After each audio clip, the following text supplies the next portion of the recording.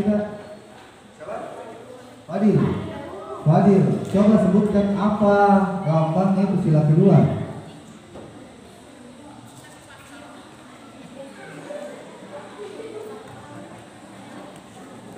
Kepala banteng. Serangkanya betul itu kepala banteng?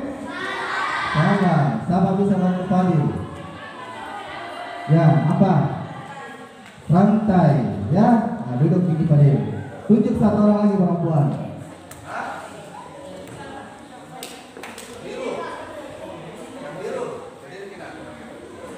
Yang kudung biru. Oke. Siapa namanya, Nak? Siapa namanya? Husnul.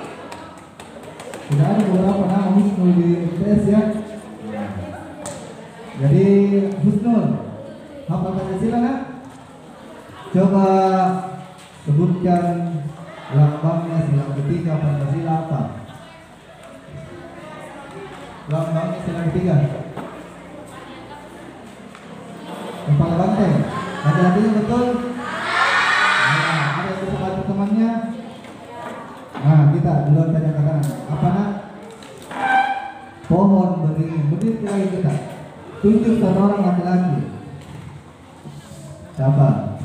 Ini yang depan ini gagah sekali nih. Siapa? Ya? Yang mana? Yang belakang? Yang berdiri kita. Siapa nama kita? Tamsil. Dari SD mana kita? Pancasila. Oke, Tamsil hafal Pancasila nak? Nah, hafal Pancasila. Coba bunyinya sila kelima Pancasila apa? Keadilan sosial bagi seluruh rakyat Indonesia. Benar. Coba Tamsil tunjuk satu orang. Harus beda sekolah ya. Ini. Oke, berdiri kita. Siapa ini? Berdiri. Iya. Berdiri. Ya, siapa namanya? Nur Aziza dari Lembang ya. Hafal di Pancasila di? Coba lambangnya sila keempat apa? Kepala banteng. Tunjuk satu orang di sebelah sini saja dulu. Yang mana? Ini berdiri kita. Ini paling semangat tadi jawab salam. Dari mana? Borong Kafala. Apa di Pancasila nak? Ya? Tidak. Hafal. Oke. Apa bunyinya tadi sila keempat?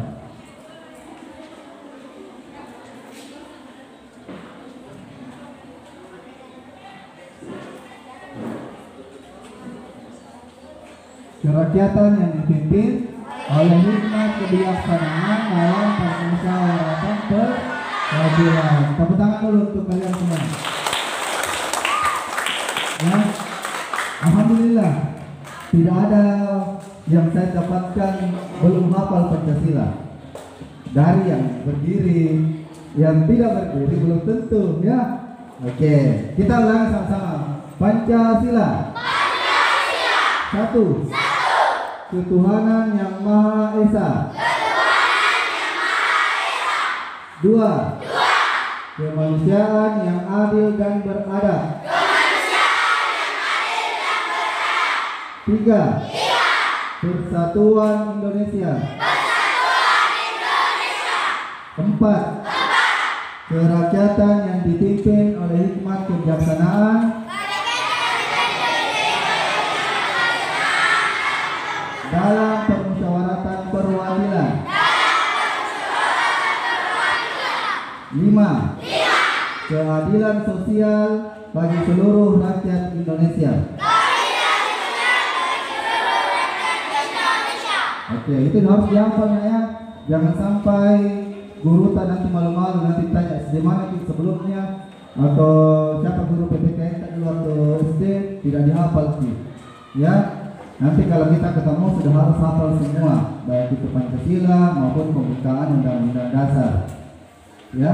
Nah, lambang sila pertama adalah bintang. Ya, ada di sini namanya bintang? Tidak ada. Nah, untuk tidak ada namanya bintang, tidak berdiri di tempat. Ya. tapi tidak bukan di atas, tapi di bumi, ya. Nah. Yang kedua, lambangnya adalah rantai, ya. Rantai. Rantainya itu kalau kalian lihat dengan baik di gambar-gambar itu dia rantainya berbentuk persegi dan juga berbentuk lingkaran. Persegi itu untuk laki-laki, menandakan laki-laki. Lingkaran menandakan perempuan. Artinya apa? Laki-laki dan perempuan dalam kehidupan itu harus mewujudkan kemanusiaan yang adil dan beradab. Ya, saling menghargai sesama manusia. Ya, misal tidak ada lagi bully-bully. Angkat tangan di sini yang pernah dibully waktu SD-nya. Angkat tangan saja yang pernah dibully. Yang pernah dibully di SD. Dibully ya. Oke, turunkan semua, turunkan. Ayo. Coba angkat tangan yang merasa dirinya pernah membuli orang. Wah, banyak ya, hampir semuanya. Oke, turunkan. Nah, turunkan semua. Halo. Oke, kita fokus dulu. Jadi anak-anak sekalian, kalau kalian paham tadi maknanya rantai di sila kedua itu, insya Allah kalian tidak ada lagi yang menjadi pelaku bullying. Kenapa ada pelaku bullying? Ya mungkin saja dia berangkat dari orang yang pernah dibully sebelumnya. Tidak ada yang topi-topi dari saya bilang. Ya, sampai sebelahnya itu simpan saya topinya. Ya, mendengar sekali dan tahu, disimpan baik-baik. Oke, tidak ada lagi yang menjadi pelaku bully. Masuk di MTS di sini, tinggalkan semua kebiasaan buruk karena ya di SD, di MI, ya itu tinggalkan semua. Nah, kalian masuk di sini ibaratnya lembaran baru. Tidak ada lagi noda-nodanya, tidak ada lagi cacat-cacatnya. Ya, siapa tahu di sini ada yang merasa dirinya nakal waktu ini, masuk MTS harus berubah menjadi baik. Seperti itu. Itu kalau kalian paham. Nah ya, nah tidak ada lagi geng-geng, tidak ada geng-geng, tidak ada kelompok-kelompok, tidak ada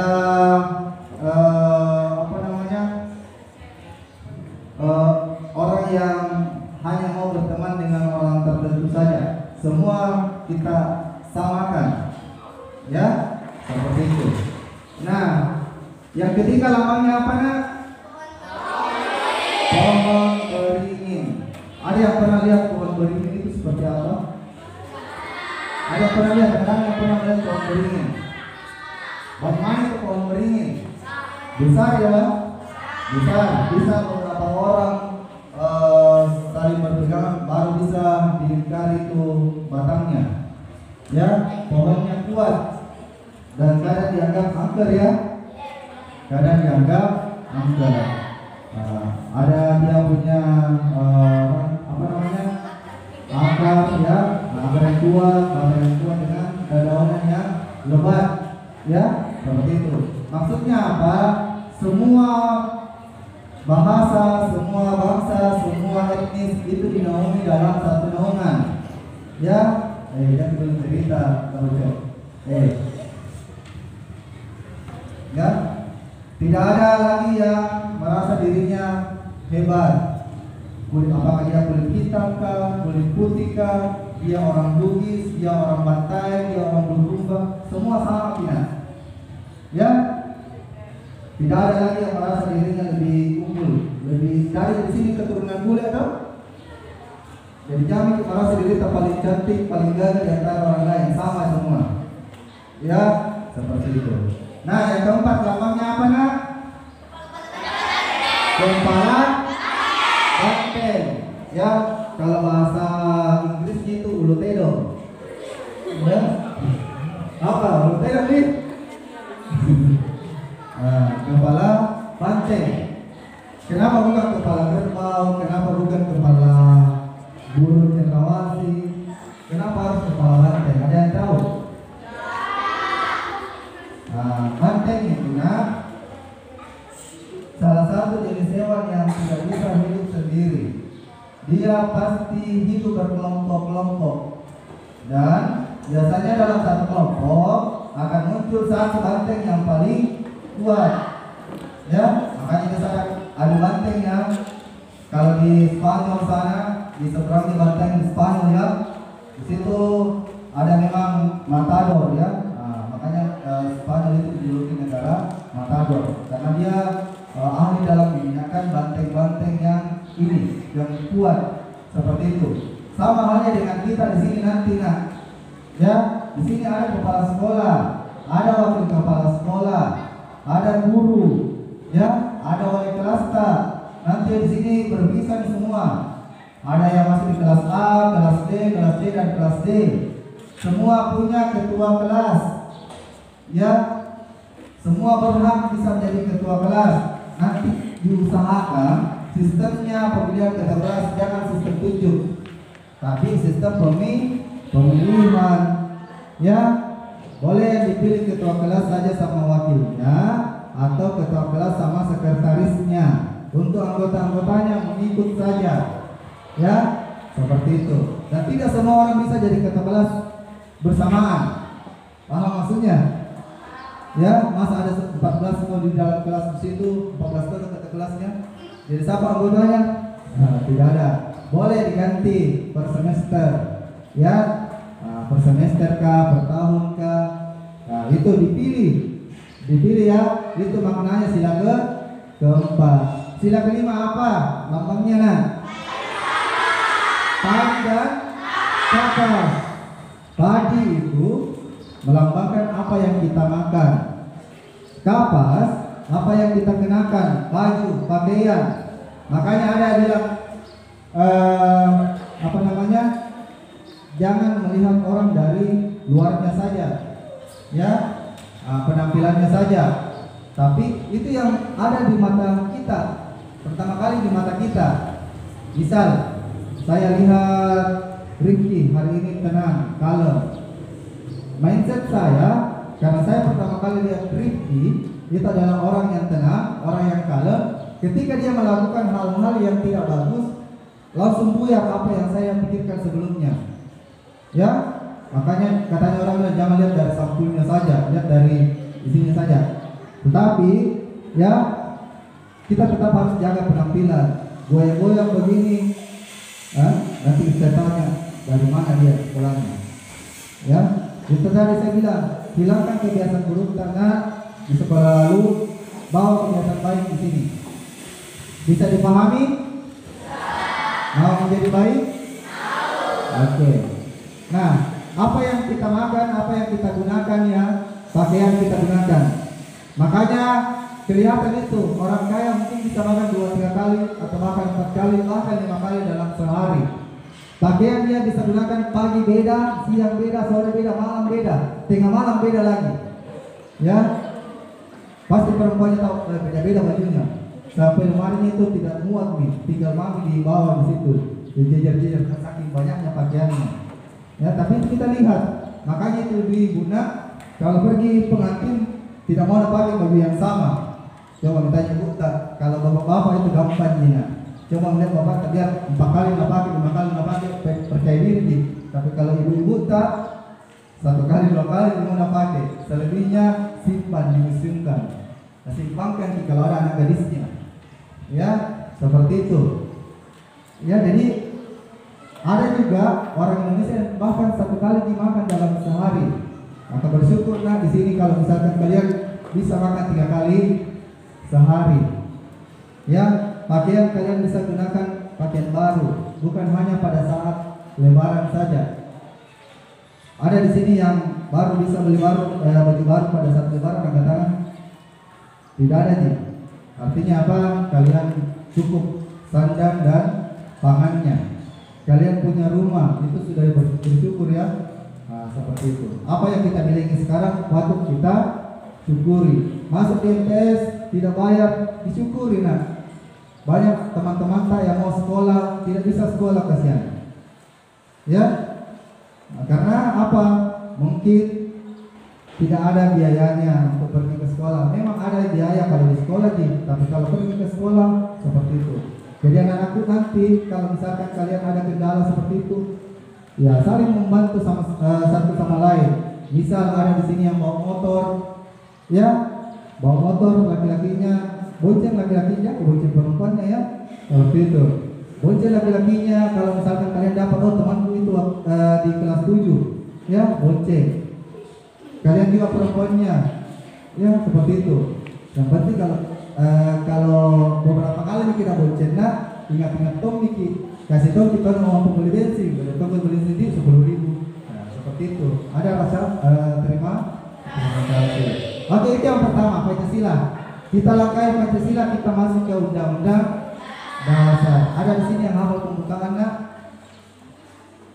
Harusnya dihafal semua ya, harusnya. Itu dilupai, saking lamanya libur deh. Berapa bulan kalian libur?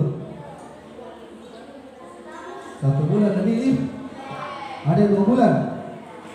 Ya, ini bukan corona. Untuk kalian masuk bukan corona. Ya, sehingga apa langsung masuk ke sekolah di kelas 7 semester 1. Nah, Undang-Undang Dasar itu terbagi atas 3. Ya, yang pertama adalah pembukaan Undang-Undang Dasar. Ya, itu yang kalian baca tadi. Ada yang latihan baca tadi tak? Siapa yang membaca undang-undang tadi? Angkat tangan. Nah, dibaca tadi ada 4 alinea atau 4 paragraf. Itu isinya pembukaan. Selanjutnya ada dibilang batang tubuh. Nah, batang tubuh itu adalah isinya itu pasal dan ayat, pasal-pasalnya. Ya, di sini kalian pernah membuka pasal-pasal toh? Nah, jadi waktu SD tapi di situ ada di buku tematika kalian tentang pasal ini. Apalagi di kelas 6 itu banyak tentang pasal ya. Nah, seperti itu. Selanjutnya ada bagian penjelas. Nah, ada bagian penjelas. Oke, ulangi. Apa isinya Undang-Undang Dasar? Yang pertama, pembukaan Undang-Undang Dasar. Yang kedua apa? Batang tubuh Undang-Undang Dasar. Yang ketiga, bagian penjelas. Pasal itu masuk di mana? Masuk di batang tubuh. Oke, ulangi. Pertama apa? Pembukaan. Yang kedua, yang ketiga, bagian penjelas. Ya, nah, seperti itu Undang-Undang Dasar. Ada yang tahu kapan Undang-Undang Dasar ditetapkan? Angkat tangan yang tahu. Iya, tahunnya itu jelas nih, karena Undang-Undang Dasar tahun 1945. Tapi tanggal berapa, bulan berapa Undang-Undang Dasar ditetapkan? Lupa pelajaran kelas 6-nya? 1 hari setelah kemerdekaan, berarti tanggal 18 Agustus tahun 1945. Oke, kita lanjut yang ketiga. Apa tadi? Bhinneka Tunggal Ika. Ada yang tidak tahu artinya Bhinneka Tunggal Ika? Oke, coba apa artinya? Berbeda-beda tetapi tetap satu. Bisa nih. Pertama dulu nih. Bisa tidak? Kenapa begitu ya? Ya, begitu. Apa yang saya bilang? Suruh pusat ya. Berkunjung sebentar, ini harus pusat. Ya. Perbaiki duduknya semua, ulangi. Perbaiki fikri. Oh. Oke. Bhinneka Tunggal Ika, berbeda-beda tetapi tetap satu tujuan. Ya. Ada orang Bugis, ada orang Mandar ya. Nah, ada orang Gonjo, ada orang Makassar, ada orang Bantaeng, ya, ada orang Raja, ada Jawa, ada di sini orang Jawa, ya, orang Solo jadi Sulawesi. Ya, nah, orang Jawa, ada orang Papua, ada orang Sumatera. Di situ semua kita sama, nah. Ya, tidak ada yang membeda-bedakan kita dibandingkan orang yang lain. Ada yang tinggi, ada yang pendek, ada yang hidungnya mancung keluar, ada hidungnya mancung ke dalam, ada yang kulitnya putih, ada yang kulitnya kuning langsat, ada yang kulitnya hitam, ada yang coklat, ya, ada yang rambutnya keriting. Di sini ada yang keriting, nah, ada yang rambutnya lurus, semua. Jadi kita semua sama. Jadi jaki hina ciptaannya Tuhan. Tidak ada yang boleh-boleh seperti ini di sini. Ya, Bhinneka Tunggal Ika. Nanti kelihatan di kelasnya. Ini kelas kompak, ini kelas tidak kompak. Kelihatan nanti di situ. Kalau ketua kelasnya dan anggotanya bagus, insya Allah juga kelasnya bagus. Wali kelasnya tidak pusing. Tapi kalau kelasnya amburadul, semua di situ kumpul, kepala batu nih, ya, kepala udang, ya, dan lain sebagainya, itu tidak bisa nih dikontrol.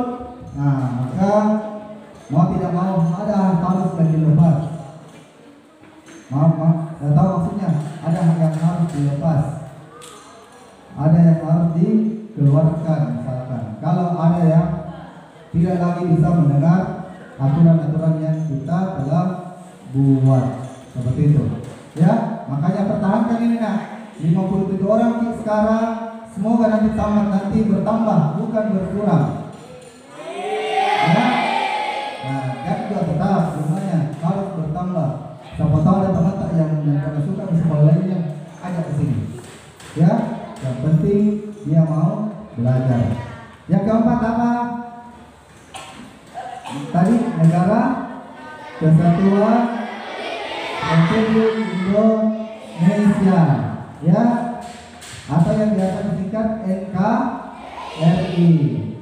Insya Allah bulan depan kita sudah mau hari ulang tahun Republik Indonesia yang ke berapa?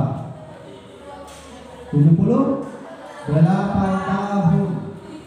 Ada yang umurnya sudah sampai begitu? Tidak ada. Kalian rata-rata umur berapa di sini? Siapa yang 11 tahun? Ada yang 11 tahun. Yang 12 tahun? Kebanyakan 12 tahun. Yang 13 tahun? Ada yang 14 tahun? Ada yang 15 tahun? Ada? Ya. Artinya apa? Berarti kalian lahir ketika bangsa kita kurang lebih 64 tahun, 65 tahun. Ya, seperti itu. Nah, NKRI awalnya itu hanya 8 provinsi, nah. Berapa provinsi awal merdeka kita? 8 sedikit sekali. Provinsi Sumatera, Provinsi Kalimantan, Provinsi Sulawesi, Nusa Tenggara, ya, Jakarta, Jawa Barat, Jawa Timur, Jawa Tengah. Jadi 8 provinsi. Sekarang berapa provinsi di Indonesia? 38.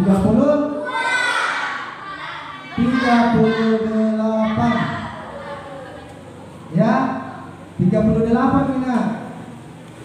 Ya, ada 4 provinsi baru tambahan yang ada di Papua. Dari awalnya 2 menjadi 6. Ya, ada provinsi Papua Selatan, ada provinsi Papua Tengah, ada provinsi Papua Pegunungan, ada provinsi Papua Barat Daya. 4 provinsi baru. Ya, ingat berapa provinsi? 38. Berarti bertambah berapa? Bukan, dari awal merdeka sampainya sekarang bertambah 30. Berarti rentang 78 78 tahun kita merdeka, nah ada tambah 30 provinsi. Bagaimana kalau 100 tahun yang akan datang sudah berapa provinsi di Indonesia? Ya, bisa 500, 400, atau bahkan bisa hilang. Bisa hilang kenapa? Karena tidak ada yang bisa menjadi penerus bangsa. Ya, siapa di sini yang mau jadi polisi? Angkat tangan. Siapa yang mau jadi tentara? Siapa yang mau jadi guru? Kenapa guru diketahui? Ya? Siapa yang ajar kalau ada guru tak? HP aja sedikit. Ya, paling HP aja ke TikTok. Ya, nah ajar di game dan sebagainya. Memang menghasilkan, tapi tidak selamanya bisa menghasilkan. Ya, seperti itu. Siapa yang mau jadi anggota legislatif, anggota DPR? Ada? Jadi bupati, jadi gubernur. Ada yang mau jadi presiden di sini? Jangan diketawa ya. Jangan diketawain kita jadi presiden. Siapa tahu nanti 50 tahun ke depan kita jadi presiden Indonesia. Tidak ada yang tahu takdirnya orang. Ya, Pak Jokowi itu awalnya dia adalah sarjana kehutanan. Jadi kami dulu cerita, kami cerita. Usul itu ganti di depan. Pak Jokowi itu awalnya dia hanya sarjana kehutanan dan dia punya usaha mebel, ya, kursi, lemari dan lain sebagainya, kayak mebel, ya. Alhasil apa? Ketika dianggap sebagai orang yang punya pengaruh dan pintar mengelola, maka dia ditunjuklah atau diminta untuk menjadi wali kota di Solo. Wali kota dulu kurang lebih 8 tahun, ya, 9 tahun jadi wali kota di Solo. Awalnya tukang mebel, ya. Kemudian setelah itu diminta untuk menjadi gubernur dan terpilihlah menjadi gubernur. Tidak lama jadi gubernur, hanya 2 tahun. Diminta menjadi presiden, calon presiden. Dia mau dan dia terpilih. Artinya apa? Tidak ada orang yang bisa prediksi nasibnya orang lain. Dulu tahun 2019, sedikit ceritanya, ada seseorang di Kendari, tukang galon, pengantar galon, tidak ada modal yang mau kampanye. Orang berpikir mana uangnya bisa terpilih. Alhasil apa? Dia gunakan cara, misalkan dia beli galon, ya, beli galon, orang lain beli galon, beli 5 gratis 1 galon, atau beli 10 gratis 1. Nanti dikasih kartu nama dan janjinya menjadi anggota dewan. Alhasil apa? Cara itu dia gunakan untuk mengantarkan dia menjadi anggota DPRD Kendari. Orang bilang kalau anggota DPRD mahal nanti. Apa buktinya? Pasang spanduk banyak, itu punya ongkos. Tim kampanye itu banyak, itu jadi ongkosi.